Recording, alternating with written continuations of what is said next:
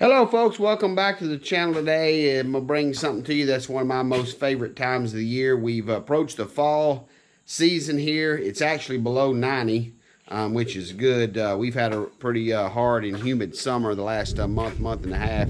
It's actually now pretty nice. I had a little rain shower last night, called for some more rain today. Actually, it's starting to rain right now. Supposed to take the boat over to the boat doctor here in a little bit over by Lake Fork. It's going to be down for a little bit, but today we're setting up some deer feeders. Actually, I've already moved some. We're going to be out and having some new hunting area this year. Just got back from the feed store, and oh my Lord, have you seen how much deer corn is this year? I hope they're not very hungry. At least the hogs won't attack too much. That's what pretty much going to be probably happening as soon as I get these timers going, is the hogs will come in. But hey, prime targets, if you know what I mean. If you know anything about here in East Texas, we have a bad hog problem, so it's always good to shoot those as well. But anyways, got to get this corn out of this truck, and before it starts raining on it, don't want it to get too wet before we get it in the feeders. But stay with us, stay tuned.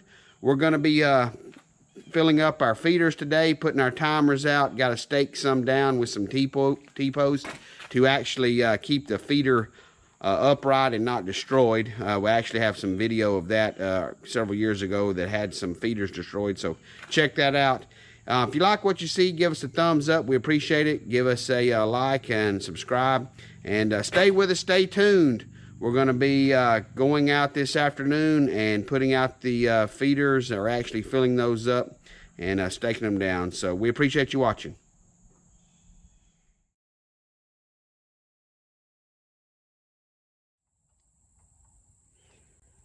Okay, you can see I got a boss buck feeder here. We are having to use these T-posts and angle it here in the ground, and going to use them for anchors. Otherwise, what happens, I had this feeder here several years ago, and the hogs came and rooted up under the end of the feeder and actually got it knocked over and tore up. You can see I've had to rebuild it. All the spinner head, I got a ammo box there, but it was completely destroyed. We actually had this place cleaned out this last year. It's actually been open now for about a year, but decided we'd try here. Got me some help. He's gonna drive T-post. I'm gonna sit on the buggy and watch. Well, probably not gonna happen, but anyways, that's what the plan was this morning. However, I don't think we're gonna do that, but we're gonna drive these in. I'll talk about it here a little bit more shortly. This right here is a T-post driver.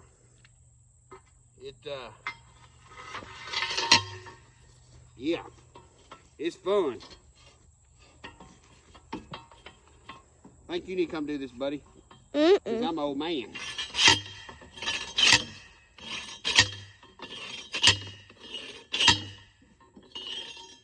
Alrighty. What we're going to do here is we're going to come over here and use some wire and wire this up. We'll put one on all three legs. That'll help the hogs where they can't root up under this leg here. And plus it's out of the way for when we back up here and load the feed here in a minute. So let me get these other ones loaded up here, or actually put in the ground, and then we'll get it filled up.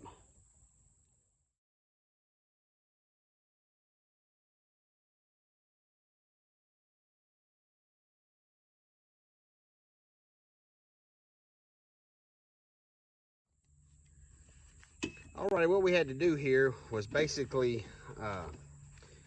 took some old baling wire and connected our T-post to our leg. Just something you got to do here in East Texas. I got another feeder here in a little bit we're going to fill up. It's on a skid. You don't have to do that. If it's not at least 4 points, most of the time the hogs will tear them up. But we're putting this actually out for the deer season and everything. We got a bow stand set up here, a little shotgun stand, a little rifle stand, whatever. But you definitely gotta do this. Otherwise, come out of here next week, and it will be torn up and knocked down. Cut those wires off and everything. So we'll get it filled up here with feed here in a minute, get the timer set, and we'll be ready for some deer season, buddy.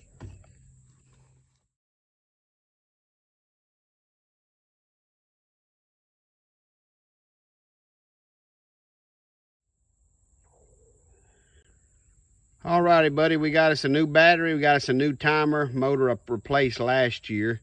You can see here how it funnels out and comes out.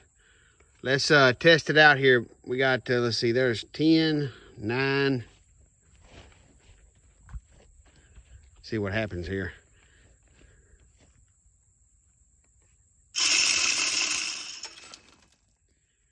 Bubba, I believe we good to go. Yeah.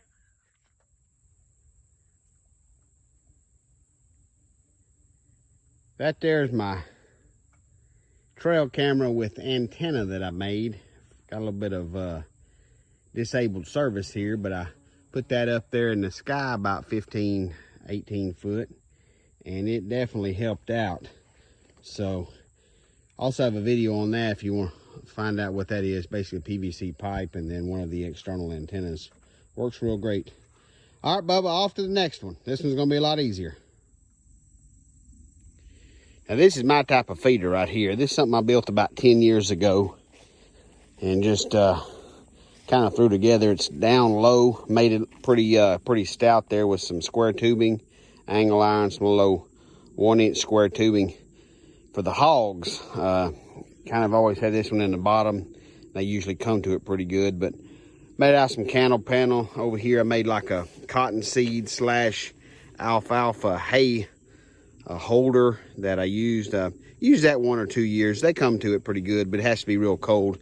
Up until really last year, it hadn't really been that cold, or really something that I thought would be useful, and just never have used it since then. But if you look at the feeders nowadays, they're a lot like this, ground level, kind of low profile, and seems like that's what everything's going to, other than the tripod feeders. But same thing, same battery, same motors, 12 volt motor and a little timer, but it slings it out here pretty good. You can see I got my other trail camera over here.